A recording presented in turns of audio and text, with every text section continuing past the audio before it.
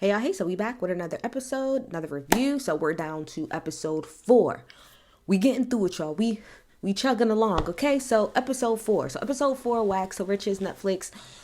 Starts off with Sherelle and Portia. They meet up at some like boutique or something like that. She's just trying to get an outfit. And while they're there, Sherelle pretty much like tells like a quick story to Portia about how, her and Chad had got it on in the middle of the night. And then he said he was hungry. And she said, yeah, me too. And then he waited a little bit longer and said, I'm hungry. And she said, yeah, me too. And then he pretty much left and went to McDonald's. And then when he got back, he was like, I guess he had an attitude and didn't bring her anything, and pretty much was just saying like he feels like why pretty much she didn't get up and like go make, like, I don't know, go make him some food or some shit like that. And so she was like, I don't know, I don't get it. And so Portia's like, sometimes men, they just want to feel like, you care about them and you love them, and maybe like your way is not showing, by like going to get him some food. But she's like, men be wanting, women to do like wifely duties and stuff, and that's how they feel like, it shows that you care. Let me tell you something. I hear you, Portia. I hear you, and you probably absolutely right. But I'm not gonna hold you. I'm Sherelle.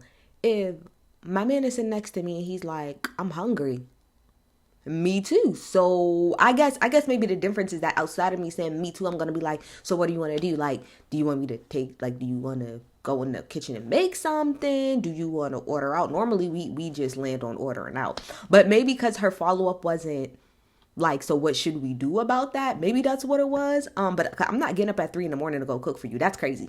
That's crazy. That's crazy work. I'm not getting up at 3 in the morning to do that. But Sherelle was pretty much just saying how it seems like this episode is really highlighting that Sherelle isn't all the way sure about marrying Chad. And it's like, your first thought, hun, is normally the best one. Because where are we today?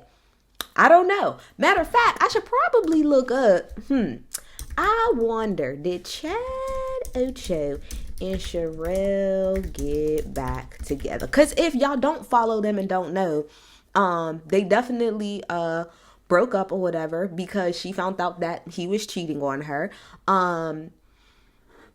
And so, but the reason why everybody is a little confused because Sherelle is now has a podcast with 2 other women. I don't know if it's any of the girls from the show. I didn't pay attention. I don't care enough.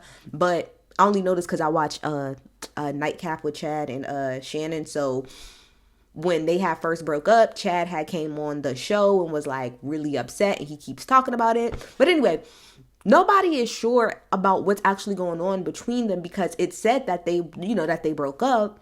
But then there's a podcast, like I said, that Sherelle is on with 2 other women, and that podcast is now living under Shannon Sharp's like podcast network. So it's like, that's kind of confusing. Like, I saw in the trailer that somebody said something about Chad and Sherelle like doing a PR thing. I don't know. It's given that. But anyway, keep going. Then MJ goes over to Lexi's house, and it's pretty much them having a conversation about, like her and Kodak and her life. So I thought that little girl was older than 2, but I guess she is 2. Now, as a mom, y'all can clearly see, as with this and with the crib in the back and a ball pen, I have a 16-month-old. So trust me when I'm telling you, I understand the whole just having a baby. Having 2 under 2, I feel like I would probably jump off of a bridge. So from that like vantage point, I really do feel for her because like that's a lot. But she pretty much said that she got into something else because she came into the house and she saw Kodak there with somebody else, another girl. She dragged the girl out of the house, and she's like, the same thing that she was saying before, which is like, I told him I don't do that, I don't do all of this, like, you cheating around on me. But it's like, you say that, but then you keep going back. So you cannot say that that's just a no-go for me, but then every time he does it, you drag the girl and then get right back with him. It doesn't really make any sense. So she pretty much was saying like how she would like, to have her family all under one roof, but that might not work. And then she was like referring to like Kodak as her husband. And then Lexi was like, do you want to marry this man? And she was like, well, he keeps calling me his wife, so that's why I call him my husband. And it's like, no. But she also said, it's weird because then she also said, I don't feel like Kodak is in the spot yet to be anybody's husband. Like, he's not there, and I think we just have different things going on. I think Kodak Black right now needs to go into rehab. I don't think he needs to be worried about being with no woman, being in no marriage, even being with his kids. That man needs to go and get sober. And I'm finding it interesting. We still have a couple more episodes to go, but I would like to know if at any point in time she's gonna touch on the fact that man has a drug problem. Like, he clearly has a drug problem, bigger than anything else that y'all got going on between y'all.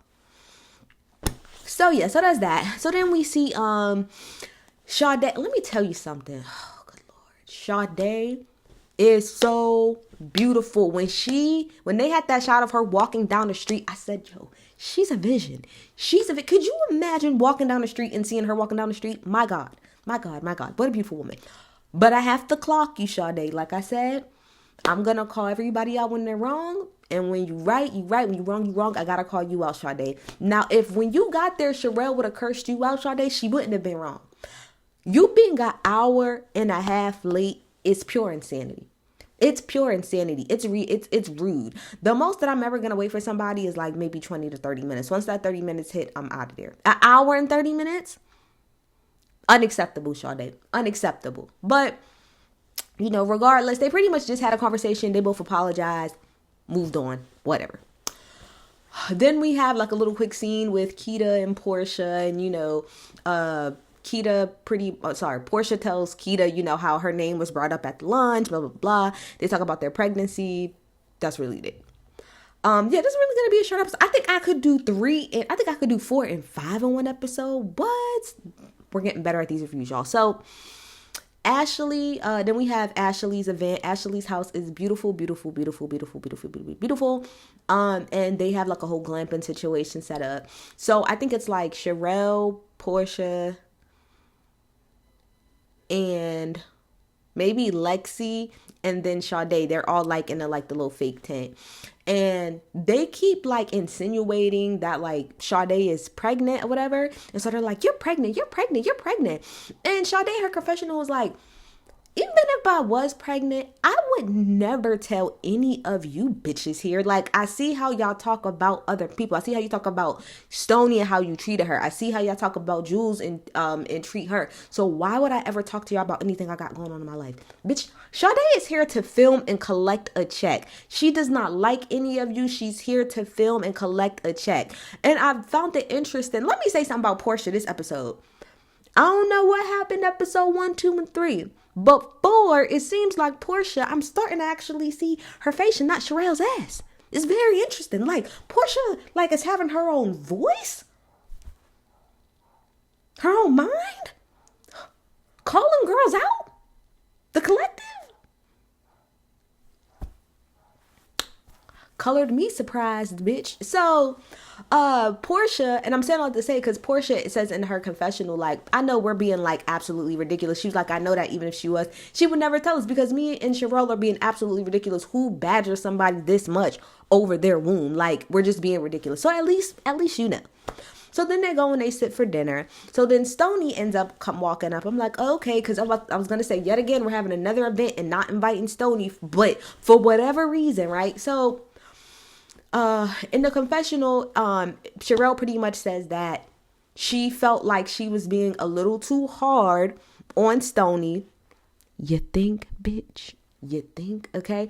And that after the fight that Jules had with that, and now Sherelle is the one who specifically said, after the fight that Jules had with that black woman, me and Stoni was able to connect, and I felt like maybe I was just being a little bit too judgmental, so I invited her.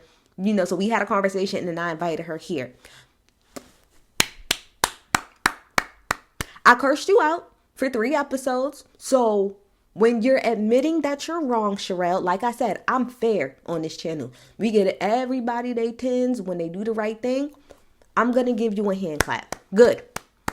You were absolutely being way too judgmental. You were absolutely being way too hard. And I think it's sad that it took the Jules situation for you to realize, like, damn, because I'm telling you, what Sherelle probably realized is what I said last episode, which is, that's crazy that I'm allowing this white woman to be around us when this is the way that she behaves, but I'm being so hard on Stoni.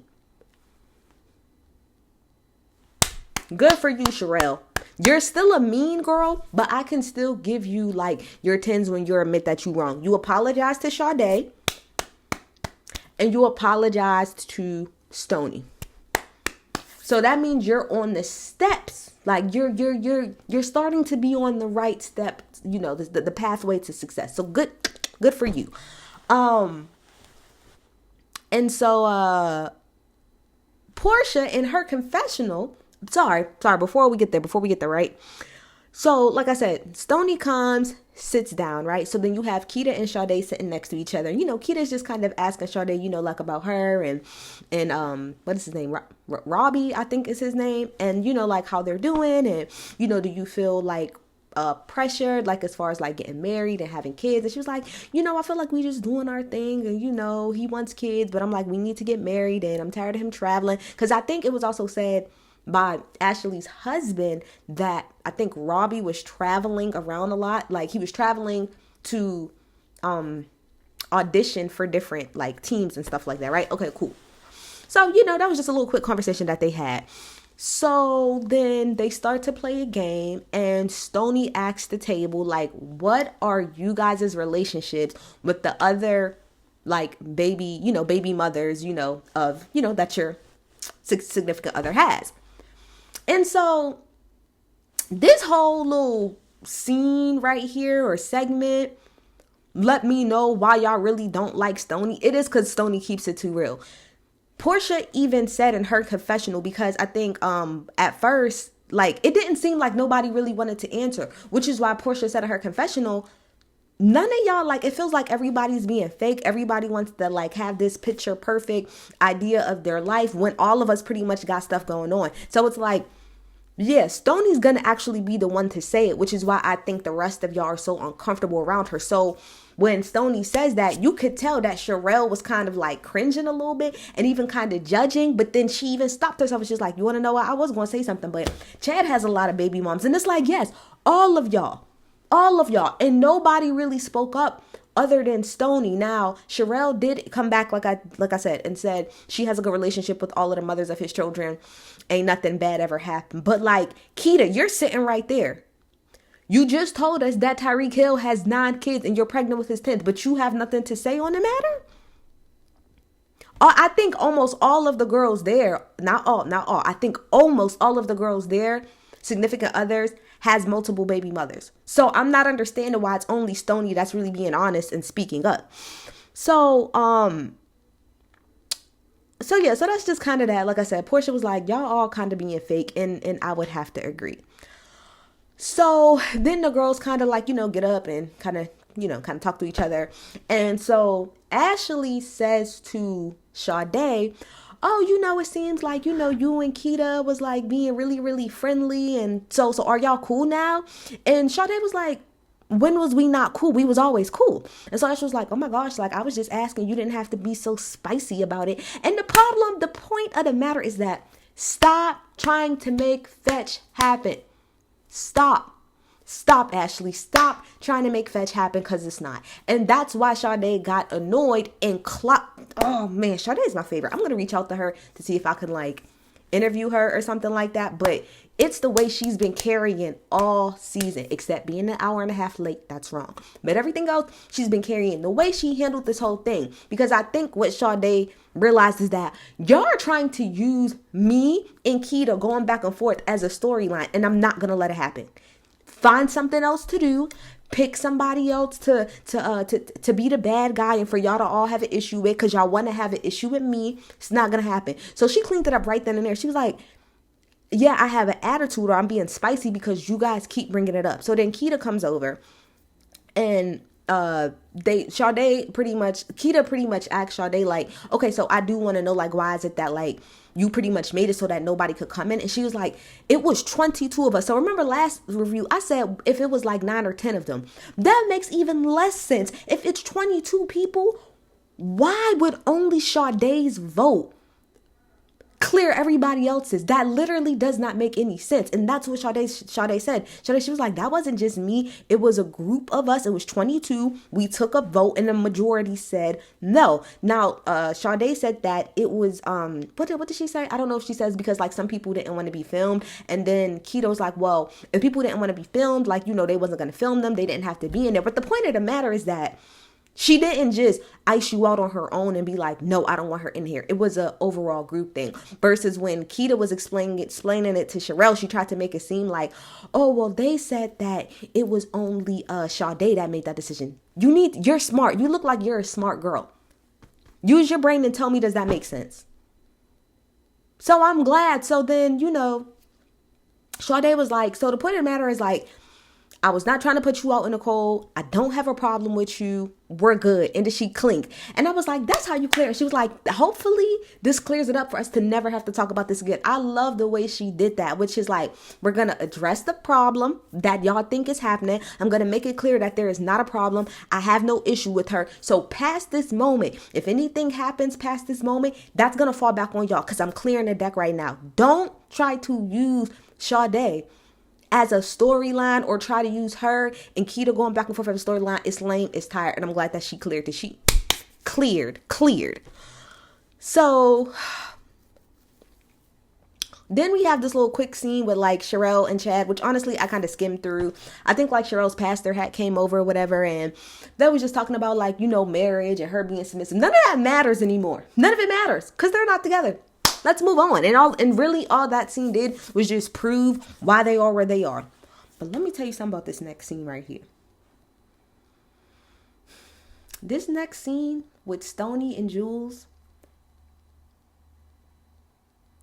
the type of read that Stoni was doing in this little segment, it was great because everything that she said came to fruition. That's why it was perfect. There wasn't one thing wrong that she said, because like if they was to have like a reunion or something for this, there's no way Sherelle could come for Stoni because she was right on every single point she hit. She was not lying, and she brought up pretty much all the points that me and everybody else online have brought up when it came to the Sherelle over the first couple episodes, right? So Jules comes to Stoni's store, and you know she thanks Jules for like, you know, being there and not being judgmental, blah blah blah blah blah.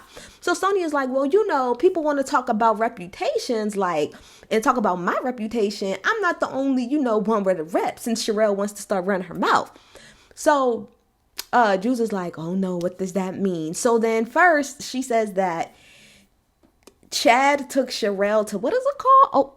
Okeechobee, which she said is like a strip like where the motels are by the airport. And I guess I'm gonna assume when she says that, and then before I get to that point, Jules was like, oh, she looked it up. She was like, I don't see, where's the receipts? So then Stoni showed Jules that Chad is actually the one who told that story of like when he first met Sherelle, that's the first place that they went to was to a motel. So what I'm going to assume she's trying to say is that you fucked on the very first night that you met that man. That very first day you fucked, and you didn't even fuck like in the fucking Ritz-Carlton or nothing like that. You literally got banged out in a motel that cost like $30-$40 the first time you met this man. But you want to talk about me being a porn star, being an escort, and pretty much being like lowbrow, but that's what you was doing, so I get her point on that. And so Stoni was like, what makes you think that you sit higher than me? She looks down on me, which is all I've been saying the last couple episodes. That's how, I don't know, maybe watching this show, Sherelle will be able to see that, because maybe it's not intentionally, but Sherelle does walk around and talk to other people like she's talking down to them. She walks around like she's better than everybody else, and it's not just the way you walk around, it's the way that you communicate and you kind of converse with people. You make it seem like you're up here and everybody else, it don't matter who it is down here.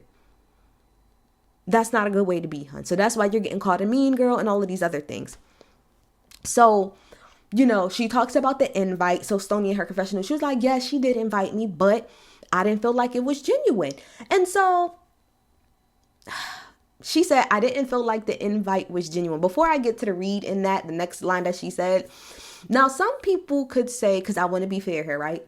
Some people could say, well, she invited you and you came, so why are you still talking shit? If you didn't feel like it was genuine, why did you accept it and why did you come? I can't be mad at people that say that. There's also people that could say, well, if y'all talked about it and everything was cool, why are you now bringing this back up? And I think that's valid too. However, on the other side of things, I feel like with the whole invite, the reason why I feel like she came is because that was not Sherelle. First of all, that wasn't even Sherelle's event to invite or uninvite her. That was Ashley's home and Ashley's situation. So it wasn't really on Sherelle whether or not to invite her or not. Second of all, it could have been on some, yeah, I'm going to come because I still need to be around the group. But kind of like Sade said, just because I'm around y'all, that don't mean that I trust y'all or I fuck with y'all. At the end of the day, this is a show. And we all got to be here to collect the check. And then lastly, I will also say that I feel as if Sherelle has had way more camera time than Stoni has the first 3 to 4 episodes. And the first 3 episodes, Sherelle had ample opportunity and did to pretty much talk nothing but shit on Stoni, which is every chance that she got to talk shit about her, she did the first 3 episodes. And because Sherelle did not want her around, Stoni wasn't really like around for a lot of the group events. That's why we're only kind of seeing her sporadic. So I feel like it might be on some, well, I'm not even really around to film enough and to say how I even really feel about Sherelle. Because remember, past the very first event where they all met up, Stoni wasn't at that Mother's Day's brunch. Stoni wasn't hanging out with nobody. The only other time we seen Stoni was at the restaurant, last episode. So she may feel like that bitch probably been talking about me this whole time filming, and I haven't been able to really like retort or say how I really feel. Again, I feel like whichever side of the fence you stand on, fine. But I'm on Stoni's side because I feel like Sherelle has ran her mouth way too much, and you can't get mad at how somebody responds back to that, right? So she says in her confessional, right, that she felt like the invite wasn't genuine. But then she said some little saying that somebody told her, and she was like, I'm just gonna let life pay her back with her marriage. I said, a fucking read. A read. And the fact that it's true, that's what happened. So then she goes on to say to Jules, like, you talking about me and rep, but Chad has a rep of embarrassing every woman that he's been with. And I have in parentheses in my notes, oh my gosh, that's Sherelle. Like, everything that Stoni said applies to Sherelle. I'm gonna let the universe get back at you via your marriage. We see how that's playing out. Chad literally embarrasses every woman that he's ever been with. He's in the middle of embarrassing you right now. And the crazy part to me is, you want to know why now it's even more embarrassing? Like, it's embarrassing, period, that he cheated on you. But it's even more embarrassing now because of the show. And the fact that Stoni called it from the beginning. She's calling it. What a read. And she pretty much said what I said too, which is like, you worried about her, but like, what about your nigga, right? So she then says, hold on, where's my phone? No. Because then fucking Stoni go ahead and pulls a daggone what is it called? Pulls a OG. Ocho Cinco wanted me though. Ocho Cinco, I wish I could find a clip, but Ocho Cinco wanted me. Okay, I'm your favorite athlete. And so she says that she was like, Chad slid into my DMs like a long time ago. She was like, but I wouldn't touch Chad with a 10-foot pole with a dead grandma's poom poom. No, ma'am, he's not for me.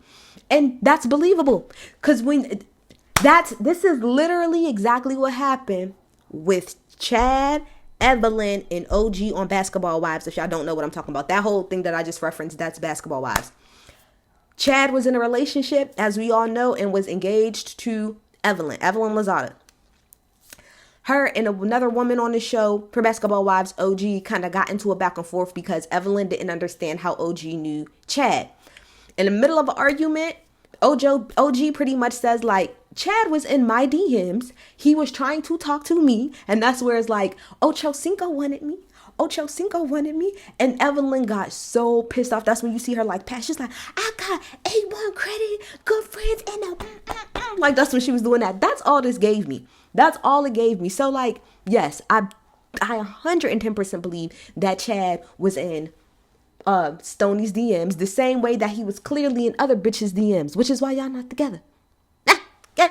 So Stoni was like to Jules, I would be more concerned about the guy I'm dating embarrassing me when he's still outside. So Jules was like, you can't just say that. I don't like when people just say shit like you can't just say that, like that he's outside. Like you saw him, you know that he's outside. She was like, Jules, I'm trying to tell you that that man is still outside. And what did she say? She was like, Jules was like, no, she's really gonna have a problem with you because you said that. And she was like, why is she upset? Why would she be upset with me with the truth? Your man is outside. And she was like, so Sonny was like, she didn't tell you about the group chat that she created with the 8 other women that he's smashing. And she was like, what?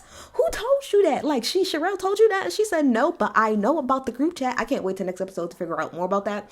But the fact that that whole thing to me was a read, it was just a read in itself, but the fact that it's all factual. So the episode ends with like the title, which is, he's outside, sweetie. Like, your man is outside. And you can't even get mad at her because she was not lying. That's the best part about all of this, is that she was not lying. So I'm really interested to see how the rest of the season goes. Is Sherelle going to like be in her feelings about it, get mad, want to fight Stoni? Y'all doing a great job. Y'all doing a great job. But y'all tell me what y'all think. I'm out. Bye.